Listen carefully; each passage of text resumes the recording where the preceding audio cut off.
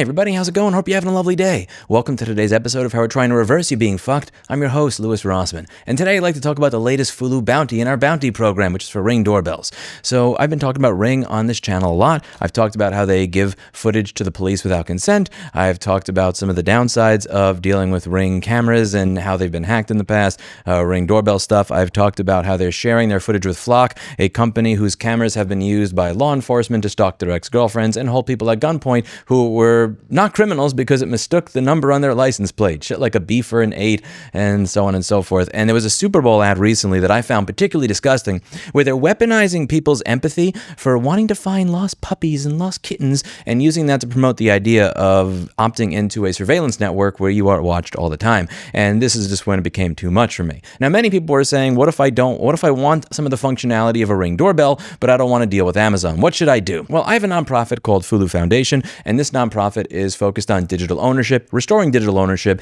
and trying to push back against laws that make it more difficult for you to say that you own what you bought and paid for. Some of those laws say that breaking digital locks are illegal. So we are looking to point out just how ridiculous some of these laws are, and we have a bounty program where if people will break one of these digital locks and show us that their solution has actually worked, we will pay them a bounty. And here's what we're doing now for the Ring video doorbell. This is a bounty program we've released. It looks like it's up to $11,220 already. So the way this works is we are going to pay you $10,000 if you break the digital lock in a Ring doorbell and allow it to stop sending information to Amazon while simultaneously allowing a user to continue to have full access to their product. So let's go over this.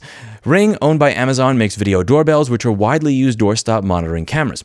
Ring doorbells released in 2021 or newer are eligible for the bounty. This includes the Ring Wired Doorbell Pro Gen 3, as well as its battery and power over Ethernet equivalents. This also includes post-2021 refreshes of older models and the upcoming Ring Video Elite. The problem: people who own security cameras bought them to make their homes more secure. But without control over the video these cameras generate, Ring owners might actually be making them less secure.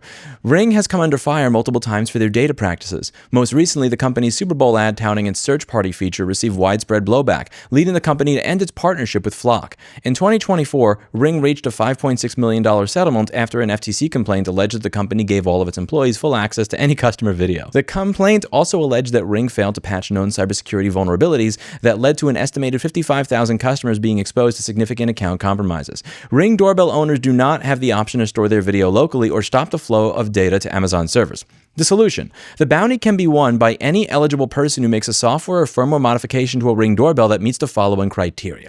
Number 1, the device, once modified, can be directly integrated with a local PC or server, either through Wi-Fi or a direct physical connection. Ideally, the solution should allow for user-friendly Home Assistant integration. Number 2, the device, once modified, no longer sends data to Amazon servers or requires connection to Amazon hardware to function. Number 3, any features enabled by on-device hardware, such as motion detecting or color night vision capabilities, should remain functional. Number 4, the modification should not involve the replacement of the Ring video doorbell's hardware. Number 5, the modification must be able to be carried out with a readily available and inexpensive tooling. Number 6, the modification must come with instructions that a moderately technical user could carry out.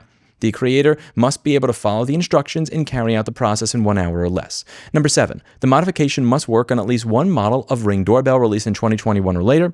Number 8, the submitter and modification must also meet the general bounty terms listed here. To submit a solution, please first ensure that you have met all listed criteria and then contact the bounty team at bounty@fulu.org. This bounty will expire on the 31st of December, 2031. I can tell that Keith wrote this because he put the fucking date and month the wrong way.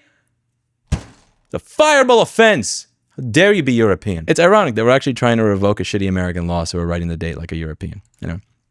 I love Keith. He's a good dude, even if he writes shit wrong. After which, all contributors will be given the option to have the donation refunded or to donate it to Fulu if no one has submitted a successful solution. So to give you a little bit of a history of our bounty program, we have paid out these bounties in the past. For instance, the Nest thermostats were no longer working after Google stopped support for it, so a bunch of people had something on their wall that was hooked up to everything in their house but lost all the functionality they used to have. We put out a bounty for $10,000 to anybody who got around this, and not only do we pay it out, we paid it out to 2 people because 2 people came out with a solution at almost the same time, and I just felt like it would be kind of like being a dick to say, okay, you were 2 seconds late, you're not getting anything. So the way this worked is we put out a bounty for $10,000. Now, people can donate to make the bounty bigger, and $2,386 were donated to make it bigger. We will match the public donations, which came out to a total of $14,772. So not only did one person get $14,772, 2 people got $14,772, and one of them released their solution publicly to show people exactly what it is they could do to get their Nest thermostats to work again. We have given out this money in the past. This is proven. This is not a scam. Like,